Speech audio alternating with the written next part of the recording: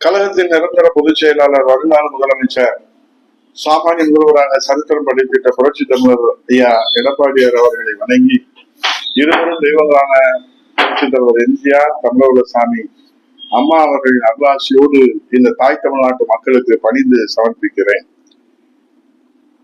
கடந்த 2025ஆம் ஆண்டு கரூரில நம்ம முதல்வர் விஜய் அவர்கள் பங்கேற்ற தாவேகா கட்சி கூட்டத்தில் நெரிசல் ஏற்பட்டு 41 பேர்கள் பலியானார்கள். ஏறத்தாழ 286 நாட்கள் கழித்து தற்போது பணியாளர்களின் உயிரிழந்தவர்களின் வாரிசுகளுக்கு விதிகளுக்கு புறம்பாக தற்காலிக அரசு பணி வழங்கப்பட்டிருக்கிறது. தகுதி தேர்வுகளை முறைப்படி எழுதி தங்களின் அரசு வேலை வாய்ப்புகளை பெறுவதற்காக நாள் கணக்கிலே, மாத கணக்கிலே, ஆண்டு கணக்கிலே காத்திருக்கும் லட்சக்கணக்கான இளைய சமுதாயத்தின் அரசு வேலை தேடுபவர்களை வயிற்றிலே அடிக்கும், வஞ்சிக்கும் வகையிலே கரூரில் உயிரிழந்த வாரிசுகளுக்கு அரசு பணி நியமனங்களை நேரடியாக வழங்கப்பட்டுள்ளது.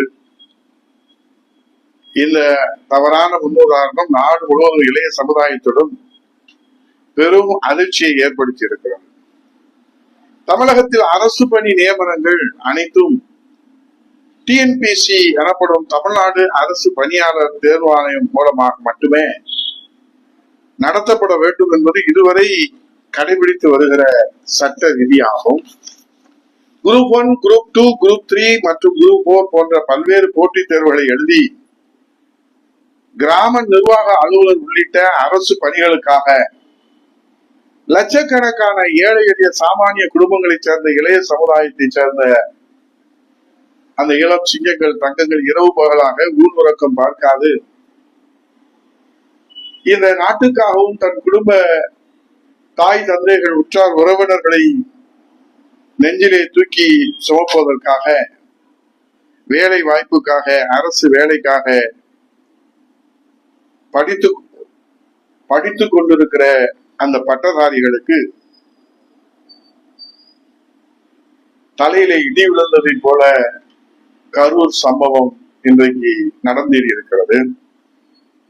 இப்படி ஒரு நிலை இருக்கும் போது நம்ம முதல்வரே முன்னின்று போட்டி தேர்வுக்கு தயாராகி கொண்டிருக்கிற வேலையில்லா பட்டதாரிகளின் நம்பிக்கை சிதைக்கின்ற வகையில் முறையான தகுதி தேர்வுகள் எதுவுமின்றி அரசியல் காரணங்களுக்காக அரசு வேலைகளை, விதிகளை மீறி, சட்டத்தை மீறி இழப்பீடாக வழங்குவது அரசின் தவறான அணுகுமுறை ஆகும். இதனால் தாய் தமிழ்நாட்டின் ஒட்டுமொத்த இளைய சமுதாயமும் ஆவேசம் அடைந்து கொதுப்படைந்து இருப்பதை மாண்புமிகு முதல்வர் அறிவாரா என்று நமக்கு தெரியாது. இது அரசு பணிக்காக பல ஆண்டுகளாக பதிவு செய்து நம்பிக்கையோடு காத்திருக்கும் கோடிக்கணக்கான பட்டதாரிகளின் தெருக்கோடியிலே நிறுத்துவதற்கு சமமாகும். நம்ம முதல்வர் விஜய் அவர்கள் அரசியலுக்காக அரசு பணியை தாரை வார்க்கும் இந்த முன் உதாரணத்தை நேற்றைய தினம் தொடங்கி வைத்திருப்பதால் இப்போது தமிழ்நாட்டிலே ஒரு ஆச்சரியம் தொடங்கி இருக்கிறது. அனைத்து அரசியல் கட்சி தலைவரிடமிருந்து பல்வேறு நிலைகளிலே உயிரிழந்த குடும்பங்களின் வாரிசுகளுக்கு இழப்பீடாக அரசு பணி வழங்க வேண்டும் என்று கோரிக்கை எழுந்து வருவதை பார்த்து நாம் ஆச்சரியப்பட என்ன இருக்கிறது? மன்னன் எவ்வளியோ அவ்வளியே தான் இந்த மக்கள் என்ற பழமொழிதான் நமக்கு இப்போது வழிகாட்டுகிறதோ என தோன்றுகிறது. இப்போது என்ன கோரிக்கைகள் நம்முடைய தமிழகத்திலே 8 திசைகளும் எழுந்து வருகிறது? கோவை குண்டுவெடிப்பிலே கொல்லப்பட்டோர் குடும்பங்களின் வாரிசுகளுக்கு அரசு வேலை இழப்பீடாக வழங்க வேண்டும் என்கிற கோரிக்கை.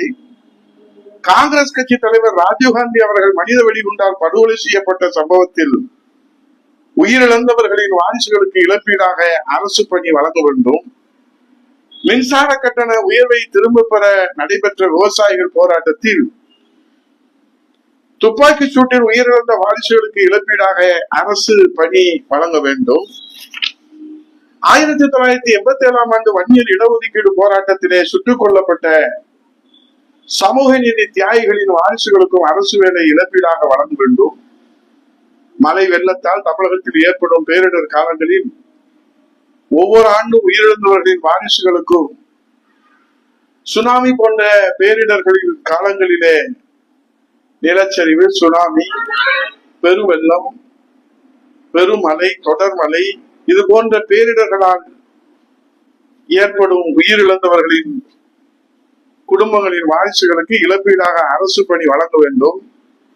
அதோடு பல்வேறு காலகட்டங்களிலே பாதிக்கப்பட்ட அனைவருக்கும் அரசு பணி வழங்கி வாழ்க்கையிலே ஒளியேற்றி வைத்திட நம்ம முதல்வர் விஜய் முன்வர வேண்டும் என்று கோரிக்கை 8 திசைகளுக்கும் எதிரொலித்துக் கொண்டிருக்கிறது. யார் கொடுத்த ஆலோசனையோ இது நமக்கு தெரியாது. தாவேகா கட்சியிலே விஜய் பங்கேற்ற கூட்டத்தில் இறந்தவர்களுக்கு 1 கோடி அல்ல, 5 கோடி அல்ல, 10 கோடி கூட தாவேகா கட்சி நிதியாக கொடுத்திருந்தால் இது யாருக்கும் எந்த விதமான வருத்தம் இருந்திருக்காது. எல்லோரும் நம்ம முதல்வர் விஜய் அவர்களை தன்னை நம்பி வந்தவர்களை கரையேற்றுவதற்காக 10 கோடி நிதி வழங்கியிருக்கிறார் என்று பாராட்டு பத்திரம் நாமும் கூட வாசித்திருப்போம். அதுல எந்த வேறுபாடும் இல்லை. ஆனால் அரசு அதிகாரிகளை சந்திக்க மாட்டேன், அரசு அலுவலர்களை, IAS அதிகாரிகளை எல்லாம் சந்திக்க வேண்டிய அவசியம் இல்லை. நீங்கள் எதை சொல்ல விரும்பினாலும் விஜயின் பவர் சென்டராக இருக்கிற ஜான் ஆரோக்கியசாமி, விஷ்ணு ரெட்டி, ஜெகதீஷ் பழனிசாமி அவர்களிடத்திலே நீங்கள் சொல்லுங்கள் என்று மாண்புமிகு முதல்வர் அவர்கள் சொல்லிவிட்டதாக செய்தி வருகிறது. அரசு அலுவலகத்திலே ஆலோசித்திருந்தால் உருப்படியான ஆலோசனைகளை சொல்லி இருப்பார்களோ என்னவோ. ஆனால் விஜயின் பவர் சென்டராக இருக்கிற ஜான் ஆரோக்கியசாமி, விஷ்ணு ரெட்டி, ஜெகதீஷ் பழனிசாமி போன்றவர்களுக்கு இந்த ஆலோசனைக்கான வெளிச்சம் இதனால் தமிழகத்தில் இளைய சமுதாயத்தின் வாழ்க்கையிலே ஏற்பட்டிருக்கிறது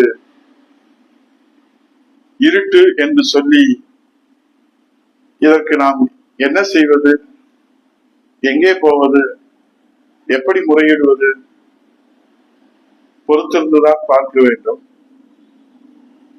இப்போது மாண்புமிகு முதல்வர் அவர்கள் அவர் நினைத்ததுதான் சட்டம், அவர் நினைத்ததுதான் நிதி, அவர் நினைத்ததுதான் நடக்கும். அது அதிர்ஷ்டத்தால் வந்த அரியணை என்பதனாலே அரியாசனத்தின் ஆட்டம் தொடர்கிறது. பொறுத்திருந்து பார்ப்போம். நன்றி, வணக்கம்.